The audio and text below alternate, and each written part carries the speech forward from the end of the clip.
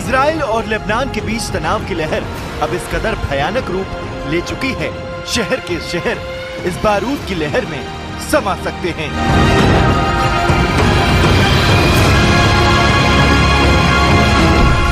उत्तरी इजराइल पर हिजबुल्लाह के 100 से ज्यादा रॉकेट हमलों के बाद हालात भयंकर रूप ले चुके हैं।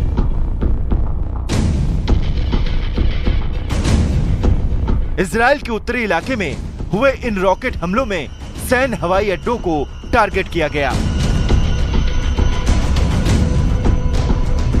हाइफा शहर में हुआ यह हमला इतना भयानक था कि इस हमले में इजराइल की कई इमारतें ध्वस्त हो गई और कई कारों में आग लग गई।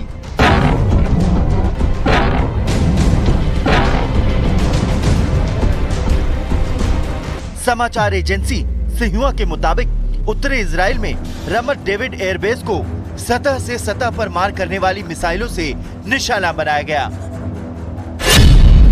रमत डेविड बेस जायोनी यूनिट के 3 मेन एयरबेस में से एक है, जिसका लेबनान और सीरिया के लिए रणनीतिक महत्व है।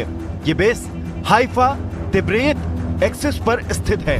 लड़ाकू और जासूसी विमान यहीं से उड़ान भरते हैं। इसके चारों तरफ एडवांस मिसाइलें और डिफेंस सिस्टम तैनात हैं।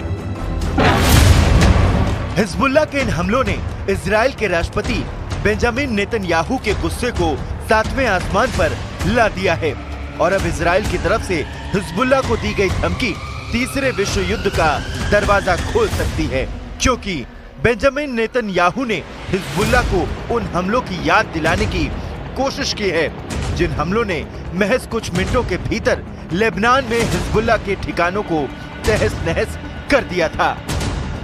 בימים האחרונים אנחנו הנחתנו על חיזבאללה רצף של מכות שהוא לא דמיין.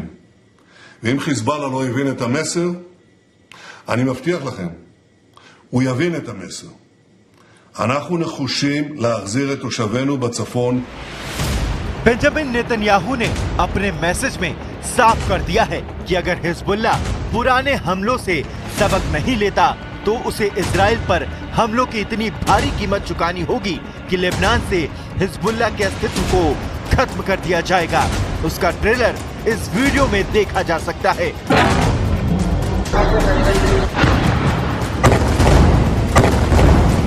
हिजबुल्लाह के हमलों के जवाब में इजराइल की वायुसेना ने गाजा स्ट्रिप पर धुआंधार बमबारी कर दी।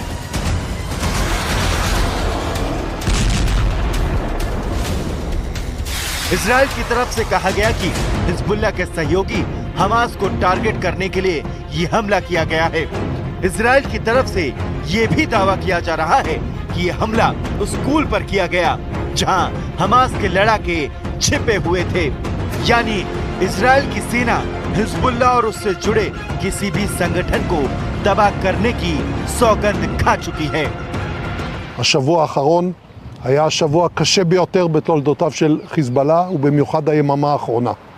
הפעולה של צה"ל בדחיה רבת משמעות, רבת חשיבות ורבת עוצמה. इजराइल और लेबनान के बीच बेकाबू होते हालात पर अमेरिका की नजरें भी लगातार बनी हुए हैं। इसी सिलसिले में व्हाइट हाउस में राष्ट्रीय सुरक्षा प्रवक्ता जॉन कर्बी की तरफ से ये बयान जारी किया गया है। हम पिछले लगभग एक हफ्ते से बढ़ रहे सभी तनावों को बड़ी चिंता के साथ देख रहे हैं। हम इसे पूर्ण युद्ध बनने से रोकने के लिए हर संभव कोशिश करना चाहते हैं।